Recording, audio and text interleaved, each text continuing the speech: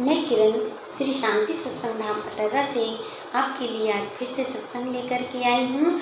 आप सभी श्रोताओं को मेरा सादर प्रणाम। जय सिया राम। बोलिए गौरा बाबा धाम की जय। हमारी सरकार जब पुष्प वाटिका में गए तो वहाँ पर खूब सारे पुष्प लगे थे। तो चहु दिशि चितहि पूछे माले गन और लगे लेन दल फूल मुदित मन। जब बगिया में गए तो लगे लेन दल फूल मुदित मन। तो लगे लेन यानी किससे लेने लगे? कहते हैं जब बगिया में गए सरकार तो जो पुष्प की डालियाँ थी वो अपने आप से झुक झुक करके ठाकुर जी के दोने में अपने आप से पुष्प गिरने लगे थे। ये किस लिए हुआ? क्योंकि हमारे किशोरी जी का जन्म जो है हुआ था धरती से, और ये पौधे कहाँ से उत्पन्न हुए हैं? ये भी धरती से उत्पन्न हुए हैं। तो जब वो धरती से पैदा हुए हैं तो किशोरी जी के भाई लगे कौन? पेड़ पौधे बन गए कि नहीं? क्योंकि किशोरी जी भी जमीन से उत्पन्न हुई हैं और हमारे पौधे भी इस जमीन से ही, तो दोनों भाई बहन बन गए। और जब सरकार हमारे बगिया में गए तो कोई भी साले साहिब नहीं चाहेंगे कि हमारे जीजा जी को झुक करके तोड़ना पड़े और कष्ट उठाना पड़े और काम करना पड़े, वो भी मिथिला में आकर। इसलिए लगे लेने दल फूल मुदित मन चहु दिशि चितहि पूछे माले गम और लगे लेन दल फूल मुदित मन। कहते हैं बिना पूछे कभी भी किसी की बगिया से एक पुष्प भी नहीं उतारना चाहिए। इसलिए हमारे राम जी से देखिए, सीखिए इस बात को कि क्या चहु दिशि चितहि। ठाकुर जी पहले जा कर के अपने हाथ नहीं लगाए पौधे में, न एक पुष्प को छुए हैं अपने हाथ से। चहु दिशि चितहि पूछे माली गण। पहले मालियों से पूछ रहे हैं, बुला रहे हैं, बगिया को चुपचाप देख रहे हैं खड़े, लेकिन एक पुष्प में भी हाथ ठाकुर जी ने नहीं लगाया। तो चहु दिशि चितहि पूछे माले गन।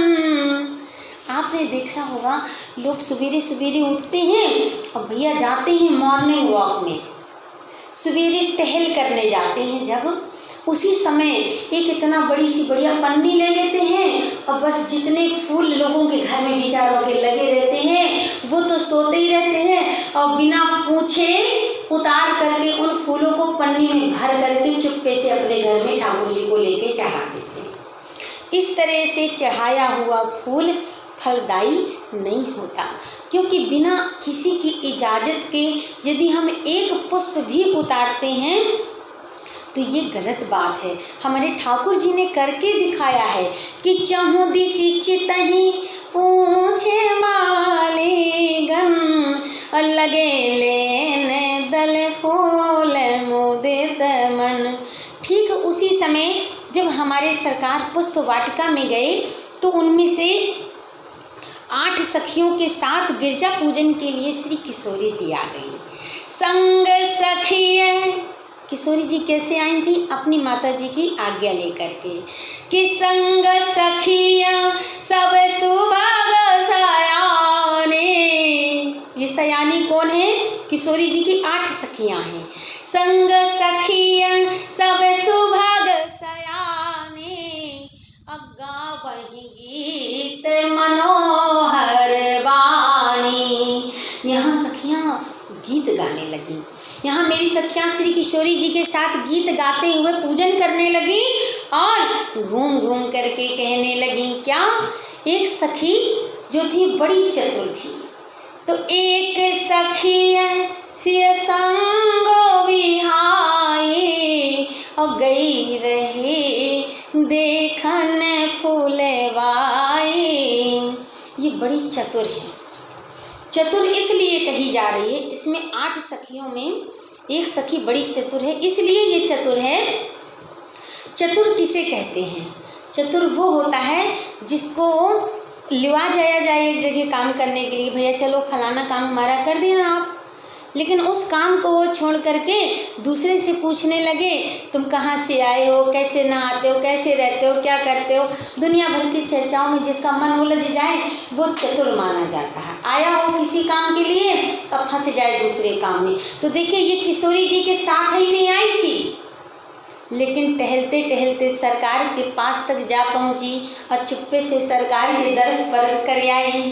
तो एक सखी सिया संग बिहाए गई रही देखन फुलवाए, तेहि दो बंध बिलो कहीं जाए प्रेम विवश सीता पही आई। ये आई प्रेम विवश होकर के, इसका तो पूरा शरीर भैया कांपने ही लगा, पूरा शरीर कांपने लगा और जैसे कांपते कांपते मानो आँखों में अश्रु बहने लगे। और जैसे देखा तभी एक सखी बोली क्या हुआ क्या हुआ। बोले हुआ क्या, देखन बाग कुंवर दो आए बया किशोर सब भांति सुहाए, बया किशोर सब भांति सुहाए। बोले कैसे हैं वो किशोर। बोले बहुत ही कम उम्र के हैं, दोनों एक सांवले हैं और एक गोरे हैं। बोले अच्छा अच्छा। बोले तुम झूठ तो नहीं बोल रही हो।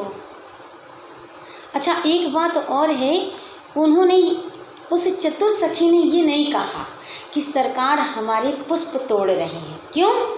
क्योंकि यदि वो कह देती कि पुष्प तो बगिया में आ करके यदि सरकार हमारे पुष्प तोड़े तो ये बात उचित नहीं है।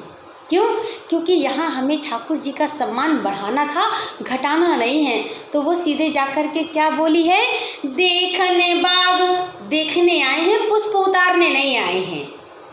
कि देखने बाग कुंवर दो आए बया किशोर सब भांति सुखाए। तो एक सखी बोली तुम झूठ तो नहीं बोल रही हो। बोली नहीं नहीं, मैंने अपनी आँखों से देखा है और झरोखों से भी कल देखा था, आज तो अपनी नेत्रों से देख कर के आ रही हूँ।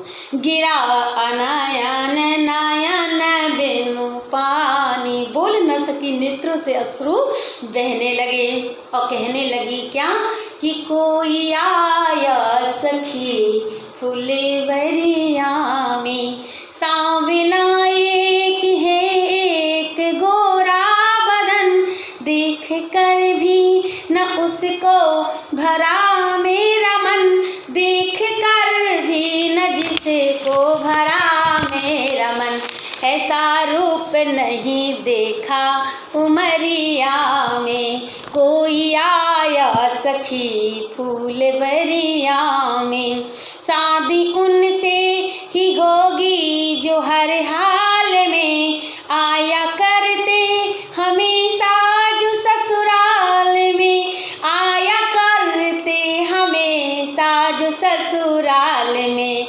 नैना डूबे रहे रूप की लहरिया में, नैना डूबे रहे रूप की लहरिया में, जैसे जादू, अरे हाँ हाँ जैसे जादू है उनकी नजरिया में, कोई आया सखी फूलवरिया में, कोई आया सखी फूलवरिया में।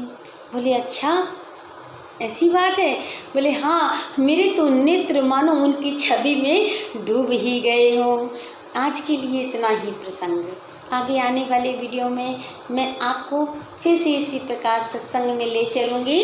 बोले श्याम सरकार की जय। मैं किरण श्री शांति सत्संग धाम से आप सभी श्रोताओं को सादर प्रणाम करती हूँ। और यदि आप मेरे चैनल में नए हैं तो मुझे लाइक एवं सब्सक्राइब जरूर कीजिए, क्योंकि बिना प्रेम के ये सत्संग आगे बढ़ने वाला नहीं है। बोलिए श्याम सरकार की जय, बोलिए गौरा बाबा